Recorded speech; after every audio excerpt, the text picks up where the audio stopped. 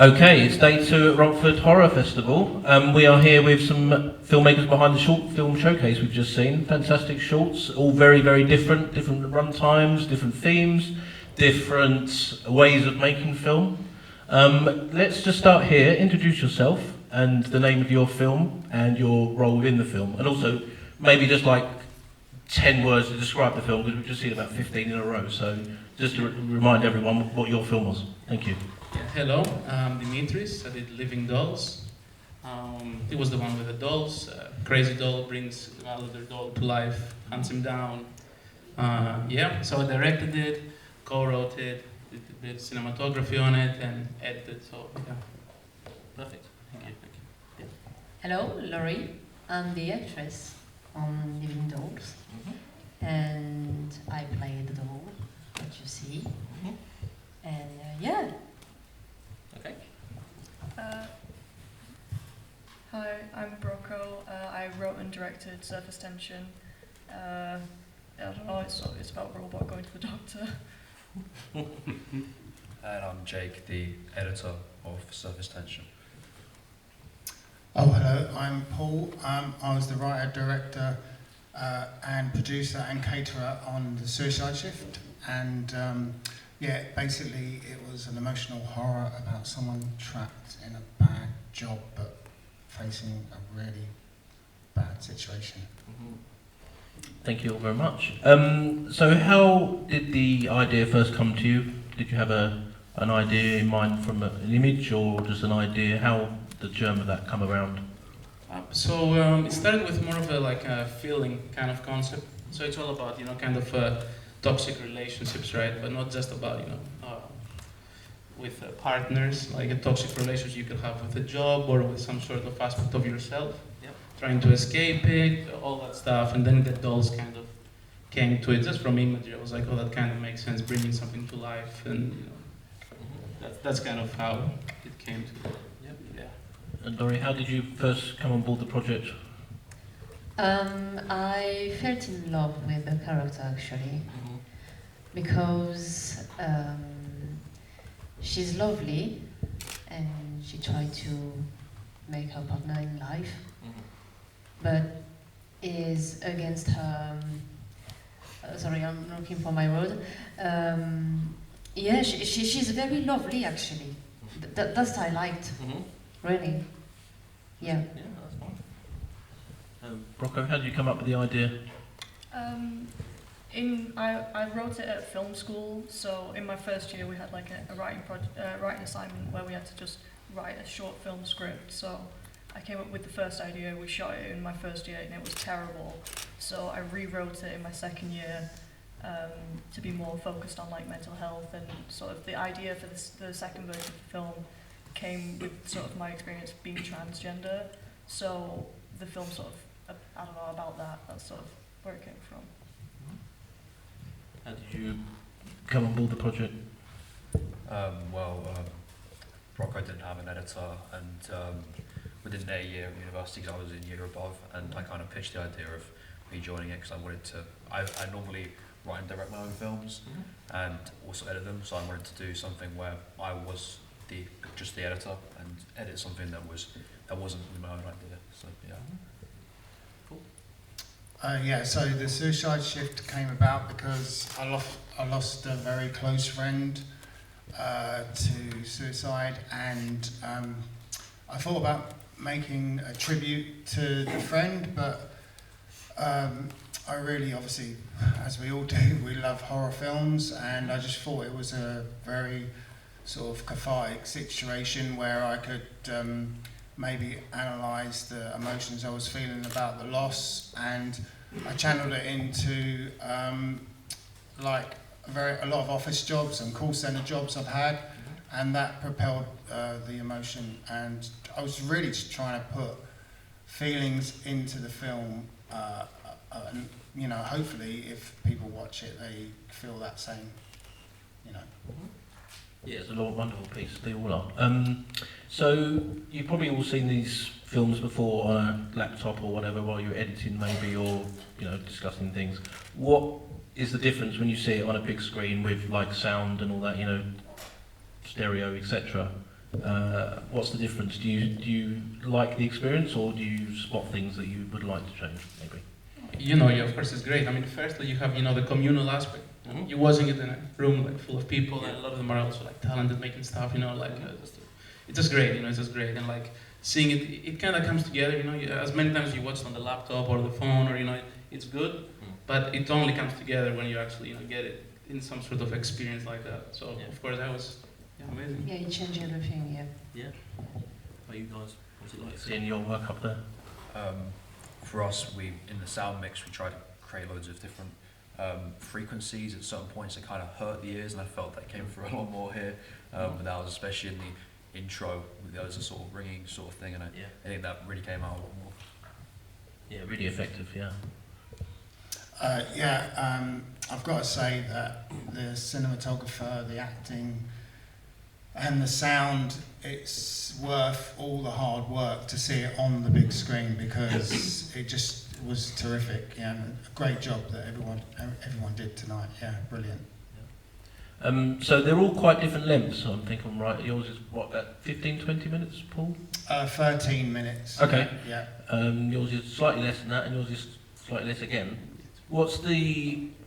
how do you approach a runtime when it comes to a short film? Because a short film can be anything from 1 minute to 45. How do you know what the runtime is ideal for your projects? I mean, so it always depends, right, on what you're trying to do. Like different stories have, you know, different kind of methods of getting that across and getting people to feel it.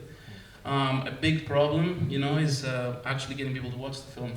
A lot of festivals, a lot of times, like 10-minute range, they say it's like kind of preferable unless you have like, you know, a really good story, like a very like that hits. So for me, it's about, you know, trying to like not self-indulge too much.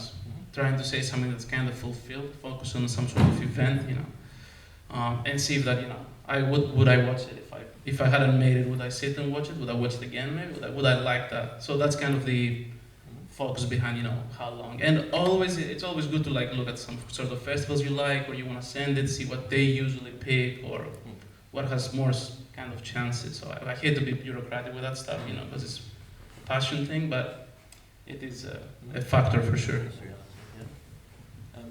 You guys, you've got obviously the filmmaker and the editor. Like, how do you approach runtime when it comes to your film? Well, from the writing perspective, I sort of just wrote the story and then cut it. Well, Jake would have cut it down afterwards. Like, I don't want to limit myself if I'm writing something like the new script that I'm working on is sitting at like 14 pages currently, but I've no idea how the runtime is going to be from that. I don't know anything about editing, so if you can say something on that. Yeah, I think with the edit, it's all about trying to be just objective as possible, and just taking yourself away from it and putting yourself in the audience's perspective. And there was a few things that, like, I think 2 things that got cut. I think there was one flashback that got cut that I just thought wasn't exactly going to be necessary for Natalie's story. And then there was a lot of different questions that doctors would ask and stuff about home life and stuff, and I felt a few of those sort of overlapped in themes, so those were cut down. It's just all about having as short as possible runtime. And in a previous edit as well, the credits are really long, and that's something that I've looked at other festivals and I've seen that my film stood out. Another film I made had stood out because the credits are really long, so that's another thing. Just watching a lot of other short films and seeing where yours is maybe longer or something like that. Yeah, so in Ferris, which I screened here last year, was under 10 minutes, and that did get in a lot of festivals. One hopefully because it was good, but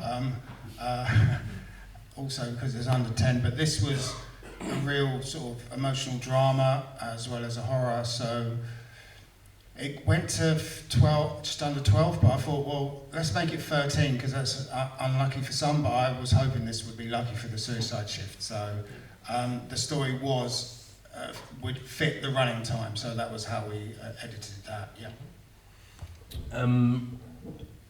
Have any of you made features before, or are you planning to make features, or are you happy to stay in shorts? Because there's absolutely nothing wrong with being short filmmakers, by the way. But do you have any plans to make either an extended version of this or another project that's a feature length? No, it would be obviously a dream come true, I think, for most of us to like, do that. It's just obviously a lot more complications. The story is to be very, it's so accessible now to make movies that it's great, but it's also, you have to really, when you put something out there, it really has to be and an hour, 30 minutes minimum of that is it's a lot of challenges. So I definitely would like to do that. Definitely have ideas, but it's like a lot more preparation. So it's like a dream, because it's like a miracle kind of to get that out there. So yeah, that would be great. In the future, maybe. Yeah. Later. Yeah. I think with shorts and with the accessibility of film as well, that you mentioned, you're always competing against a lot of people, particularly in the digital age. And I think that with more runtime with a feature or something like that, you're competing against those people that have even more money. So it's even harder, I think, to start off with shorts and eventually try and propel yourself forward with shorts. I think is probably a better alternative, and really go into the feature when you're backed by other people after they've seen your shorts and you've got into loads of festivals. Because with festivals, for each one that you see at a festival, that's probably had like 5 or 10 more rejections than it's had acceptances, and it's really hard to get into a lot of festivals. So yeah, I think shorts is the way to go until you really feel that there's a lot of acceptance for your work and just people seeing it. Yeah, I think I'm gonna stick in shorts until I get sort of more money or like a proper job or something like that. Like I'm only in my 3rd year of university, so maybe 10, 20 years I'll make a feature film. Who knows? Yeah, so they are absolutely the correct answers, in my opinion, from this panel of great filmmakers.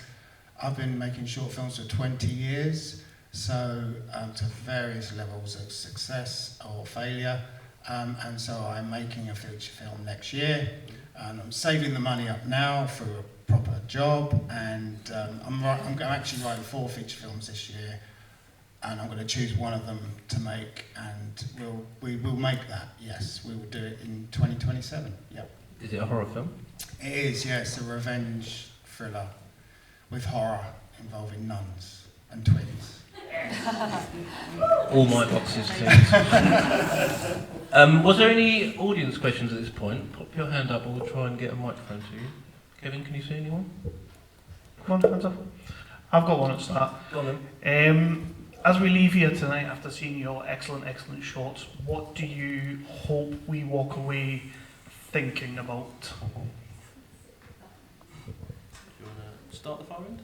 I hope that you enjoyed the evening, and I hope that you're going to continue to watch horror films, and I hope you thought Suicide Shift was the best. You've got to be your own hype man, haven't you? Yeah, why not? Oh, and please, if you see like Paul Laight on any Kickstarter, just put some money in. Robots need to go to the doctor too. I'll let you guys. I don't know. That's a really good question. I guess take something positive from it, like focus on the diversity of films that was played, the diversity of filmmakers. There's like different things, and you saw some of those crews. It was like 2-3 people. Like they could make it. They got the film made, got played in the cinema. In that same sense. If you want to do it, or if you just like watching them, they're out there. There's all these people doing it, and it's all the accessibility and stuff now. It's like it's getting better and better. And if you want to do it, you can do it. Love that. Right, final question. You're on a desert island and you can take one horror film with you. Which one are you going to pick? Has anyone got an answer yet? Look at me if you've got an answer. Paul, have you got an answer? What, The Exorcist? Okay. Done. Anyone else? Oh, shit. There's so many. And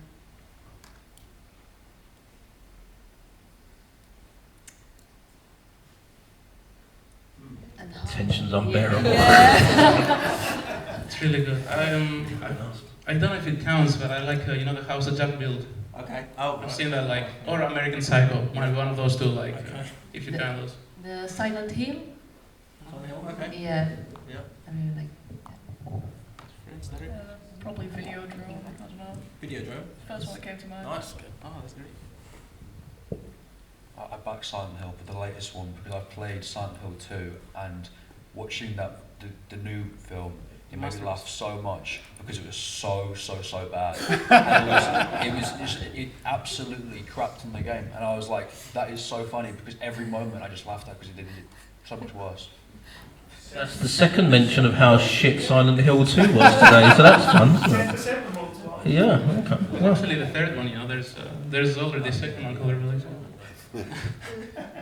Well, thank you all so much. Congratulations on your shorts. As I say, they're all so different, but all so great in their own way. So, and you're all completely different stages of your filmmaking journey, which is great as well. So, yeah, can I have a round of applause, please, for our short film cases? Thank you.